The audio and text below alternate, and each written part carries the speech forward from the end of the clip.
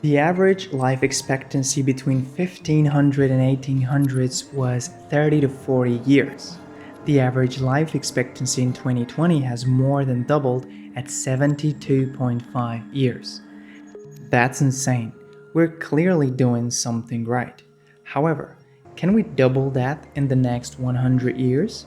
Numerous biohackers play the anti-aging game of living over 140, 200, or even forever. While we're not sure we can be immortal yet and stop aging, we can definitely meaningfully slow down the progressive rate of decline our body goes through with aging. Quality food, consistent sleep, intense training, socialization. Today's focus is on raising the standard for what living healthy means and is, and also shifting the status quo of how the optimized healthy lifestyle looks like. We'll look at 6 things: why biohackers matter, re education, the nutrition revolution, environmental health, technology and health tracking, social and cultural norms. If you're interested, hop on. These are all the elements I deem very important, and I feel like there's been a lot of development over the last few years for this to become sort of the new normal. Like everybody tracking their health metrics, or using tech to improve their health, or enriching the soil to give more nutritious foods and reduce chemical exposure, etc. First thing is, why do role models that work towards longevity, anti-aging, like biohackers, even matter? I believe that the perception of the younger generations is going to completely shift if someone is actually able to live over 100 or 150 or 200. I think there'll be like a subset of the population which is going to like question, wait, if they intentionally tried to live that long and they were successful, isn't that a possibility? It almost seems inevitable that at some point people are going to realize they can live to 100 and something, and that be the new normal if you want, because someone has intentionally tried it and did it. Now, the good thing about the so called biohacking space is that people are actually testing and experimenting with certain things that before the main media and clinical research actually arrives, they get to discover some things earlier, and so with it we accelerate research. Nowadays the modern biohacker tracks real metrics, so they do have objective data on what their HRV looks like, how they sleep, what are their enzymes or hormones doing in the body, what's their core body temperature, resting heart rate, etc. Meaning we have a lot of data. While their lifestyles is not going to be adapted by 100% from other people, which to many seems too crazy to be doing these things, however, most people are going to take the inspiration from them and probably change between 10 to 50% of how they live over a course of a couple of years. Next thing I want to talk about is re-education. So I feel that there has been done a great effort, and it can further improve, to re-educate children and people and also adults in schools for what it means to live a healthy life. I feel that sort of the foundation for how good or healthy your lifestyle is set up in the schooling system and in your youthful experiences within your household, like how your parents eat or your colleagues or your friends, and you pick up some of those habits, you try some of those things, and these things become sort of the way you live. It becomes a new normal. And I don't know exactly what the school system currently offers, but I doubt it's reading health tracking data and picking up healthy quality foods and optimizing sleep, etc. So I think areas that the schooling can improve in terms of education would include reading nutritional labels and actually picking healthy, organic, nutrient-rich foods, knowing what are those, and sort of ditching ultra-processed ones, being able to read and understand from the label. Next one is blood work, creating the routine to make it a regular thing to have a blood work every year, twice, and sort of read the basic stuff like lipid profile, glucose, hemoglobin, red blood cells, and be able to understand where the regular references are and how they can get healthier. Next one is learning to regulate stress and circadian rhythms, particularly in this day and age where tech is like the main disruptor of our health. It completely throws our circadian rhythms off balance.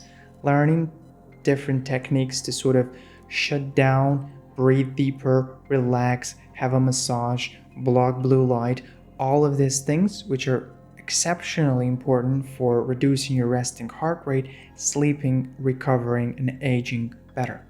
Last thing is better work-life balance. This is like on a more systematic level where workload could be decreased from 8 and 10 hours to like 6 hours all in all, so people have more time as AI progresses and it can do a lot more of those sort of technical aspects of repetitive, not very creative work, let's call it, for people to sort of shrunk that window a little bit down so they can have more life.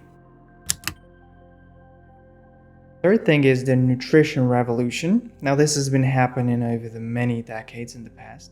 And I don't mean here fighting about which diet is the best, but I mean basic things like you've probably heard that the grocery stores have a lot of foods that pack a ton of trans fats, a ton of chemicals, a ton of additives. There are also a lot of fast food chains around every corner, which makes it very easy and convenient to eat unhealthy food. And the problem with this is once we get used to that splurge of dopamine in our brain from all of those trans fats and processed sugar, it's very hard to eat an avocado and think, this is delicious. Like that kind of food is addictive and it is making us sick and tired. And so learning to game the system in a way where we don't actually expose ourselves to eating these kinds of foods is slowly going to make the companies that are trying to sell them less and less valuable. They cannot turn that profit unless you buy the food.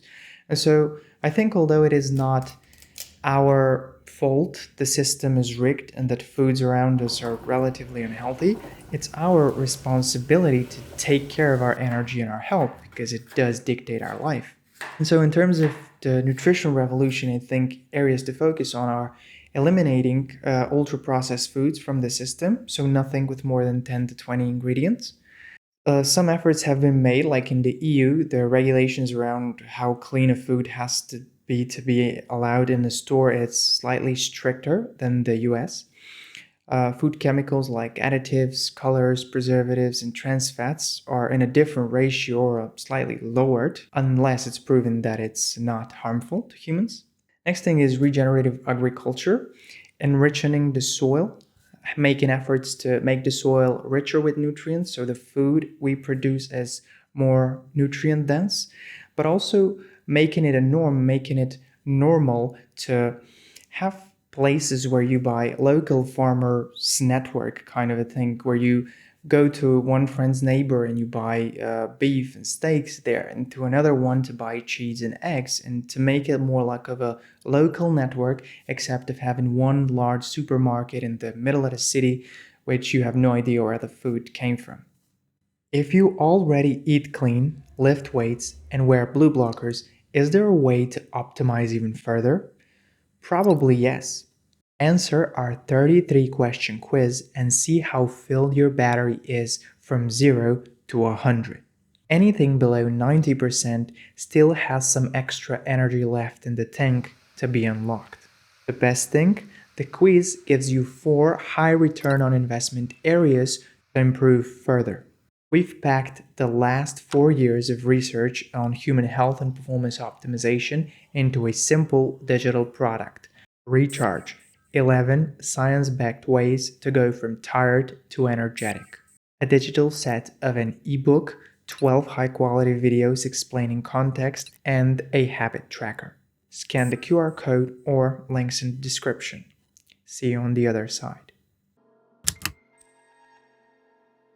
Next up is environmental health. So, one of the strongest predictors of quality in life is, if you know, in the blue zones where people actually make it over 100 years of age, is how healthy the environment you live in is. meaning the quality of the water around you, the air around you, the nature exposure that you get, sun, grass, trees, but also toxin exposure and how high quality the food around you is. So, making a proactive effort to improve these aspects and clean the air and clean the water and improve the nutrient density of foods, I think is of immense importance to live in a healthy life. What are some of the initiations or areas to focus on? Well, one is getting access to cleaner water, reducing contaminants and heavy metals from water, installing reverse osmosis filters in your home, mineralizing water, drinking water with higher pH of 8, etc. Next up is optimizing air quality in general by reducing CO2, toxins, and heavy metals that came as a side effect of industrialization. But also, most people spend most of their time indoors anyway, and installing high quality air purifiers that can clean that air can significantly contribute. Next thing is EMF awareness. We have a ton of different tech devices around that we're actually not aware they're constantly on. The 5G, the Bluetooth, the internet, the Wi Fi, that's all constantly on. And this radiation disrupts our circadian rhythm and our hormones. Next up is chemical free living, so producing hygiene products and self care products like creams and washing products that are actually chemical free, that are more natural, made with natural fragrances. Light pollution, another thing that significantly impacts our circadian rhythm, is being aware of light and not letting too much blue light distract us at night. So the average person would watch something at night before going to bed. Well, while it's still technically allowed, we could have blue blocking glasses or red glasses to block that blue light exposure. That would be great. Installing blackout curtains in the house to make it pitch black when we sleep, and similar things. Recognizing water damaged buildings and implementing proper humidity control protocols. The next area I'm probably the most excited about is health tracking. So I have a sense that this thing becomes normalized, and I love it. The real objective way to improve your health is by tracking your metrics. If you have no idea what your heart rate variability or your VO2 max or your fat percentage looks like, you cannot say if the habits you're doing improve it or not. And so, devices like Whoop or Garmin or Oura Ring for tracking your sleep score, your recovery, your fitness. Devices like Levels or Dexcom or Libra that are tracking your glucose levels are becoming more normalized by the day. I love the sort of shift we're having in their culture of people not feeling sick by wearing a glucose monitor, but actually feeling like this is an important part of tracking my health.